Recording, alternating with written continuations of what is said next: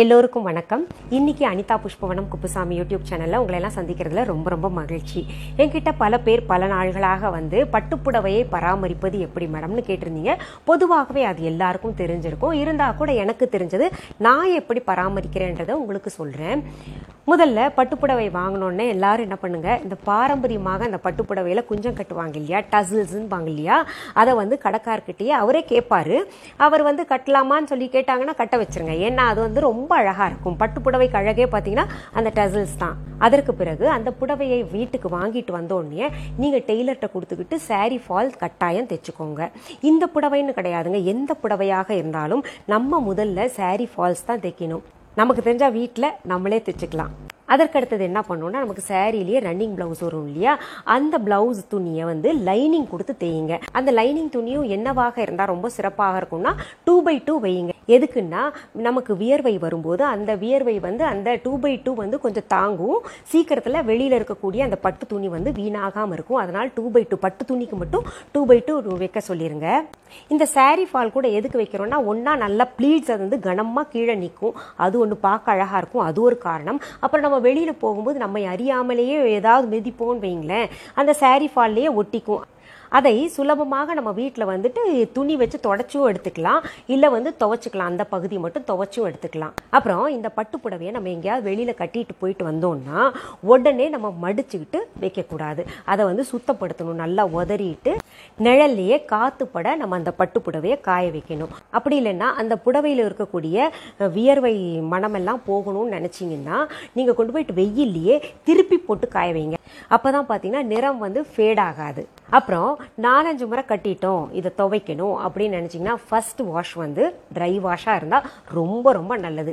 ஏன்னா அதற்கப்புறம் நம்ம பராமரிக்கிறது ரொம்ப சுலபமாக இருக்கும். அது தரமான ட்ரை வாஷில் கொடுத்தீங்கன்னா ரொம்பவே நல்லதுங்க. சரி, ட்ரை வாஷ் வேண்டாம் எனக்கு, இல்லை நான் வீட்டிலேயே துவைச்சிக்கணும் அப்படின்னு நினச்சிங்கன்னா அதற்கும் வழி இருக்கு. அந்த காலத்தில் பட்டுப்புடவையை வெள்ளி ஜரி இருந்தது.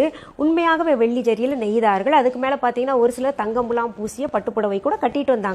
அந்த காலத்தில் எல்லா பட்டுப்புடவைகளும் அப்படிதான் இருந்துச்சு. அதனால தான் பார்த்தீங்கன்னா உங்களுக்கு இந்த பட்டுப்புடவைகள் நல்லா நஞ்சு போயிருந்தாலும் கிழிஞ்சு போயிருந்தாலும் அதை எடுத்து பத்திரப்படுத்தி வைப்பாங்க. அதில் இருக்கக்கூடிய வெள்ளியெல்லாம் எடுக்கணும், உருக்கி எடுத்துட்டு எவ்வளவு அந்த வெள்ளிக்குரிய பணம் கிடைக்கும்னு சொல்லிட்டு பார்த்து போடுவாங்க. கடைகளில் கொடுக்கறதோ இல்லை யாருக்காவது விற்கிறதா இருந்தால் கூட அப்படிதான் விற்பாங்க.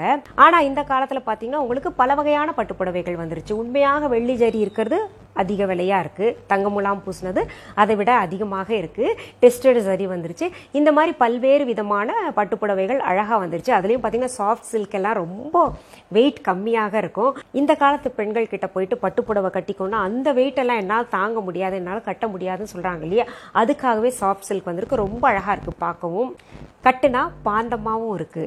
சரி, வீட்லேயே நாங்கள் துவைக்கணும், ட்ரை வாஷ்க்கு கொடுக்கக்கூடாது அப்படின்னு நினச்சிங்கன்னா நம்ம பூந்தி கொட்டை இருக்கு இல்லையா, அந்த காலத்தில் பூந்தி கொட்டை தான் எல்லா துணிகளையும் துவைக்கிறதுக்கு பயன்படுத்திட்டு வந்தாங்க. அதனால தான் பார்த்தீங்கன்னா பராமரிப்பும் ரொம்ப நல்லா இருந்தது. இந்த பூந்தி கொட்டையை என்ன பண்ணுவாங்கன்னா, ஒரு பக்கெட்டில் பாதி பக்கெட்டாக தண்ணி பிடிச்சிக்கிட்டு அதில் பூந்தி கொட்டையை ஒரு பிடி எடுத்து போட்டுருவாங்க.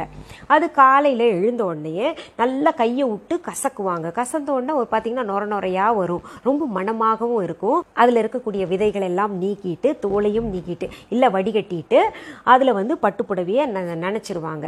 சும்மா ஒரு 5 நிமிஷம் 10 நிமிஷம் நினச்சிக்கிட்டு அப்புறம் நல்லா கையிலேயே லேசாக தேய்ச்சி எடுப்பாங்க. நல்லா சுத்தமாக அழுக்கு போயிடும், மனத்துக்கு மனமாகவும் இருக்கும்.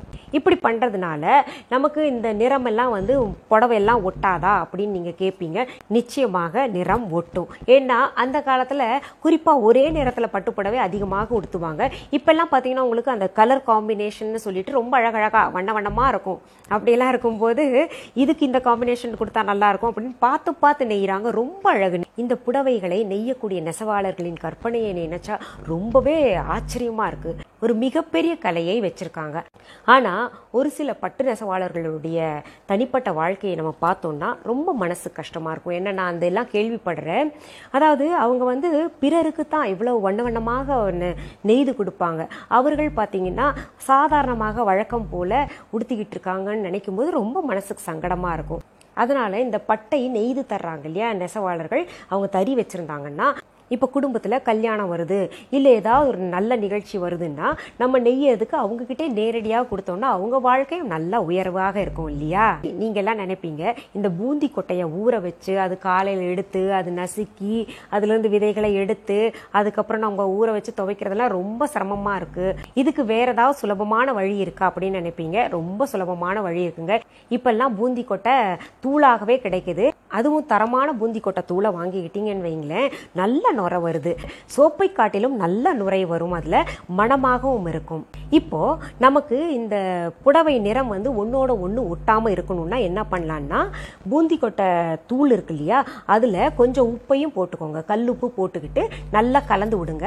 கலந்து விட்டுட்டு அதை வடிகட்டிட்டு அப்புறம் வந்து நம்ம புடவையை ஊற வச்சோன்னு வைங்களேன், நமக்கு நிறம் கொஞ்சம் மங்காமல் இருக்கும். நிறம் ஒன்னோட ஒன்று ஒட்டுறது கூட தவிர்க்கப்படும். இது உண்மையாக சாத்தியப்படுமா அப்படின்னு நீங்க கேட்டீங்கன்னா நிச்சயமாக சாத்தியப்படும். ஏன்னா அந்த காலத்துல நம்ம முன்னோர்கள் எல்லாம் என்ன பண்ணாங்க, ட்ரை வாஷ்க்கு போனாங்களா? எங்கேயும் போலியே.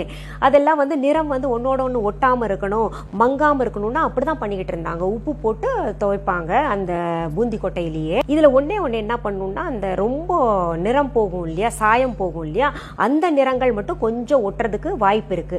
அதுக்கு என்ன பண்ணணும்னா, நம்ம இப்போ ஒரு புடவை எடுத்துக்கிறோம்னு வைங்களேன், அதுல அந்த பார்டர் பகுதி இருக்கு இல்லையா, கீழே பார்டர் இருக்கும் மேலே பார்டர் இருக்கும். அதை வந்து நல்லா நம்ம கொசுவு எடுக்கிற மாதிரி எடுத்துக்கோங்க. ப்ளீட்ஸ் எடுத்துக்கோங்க. எடுத்துக்கிட்டு அது வந்து ஒரு கயிறு வச்சு கட்டிக்கோங்க. கீழையும் கட்டிக்கணும், மேலையும் கட்டிக்கணும்.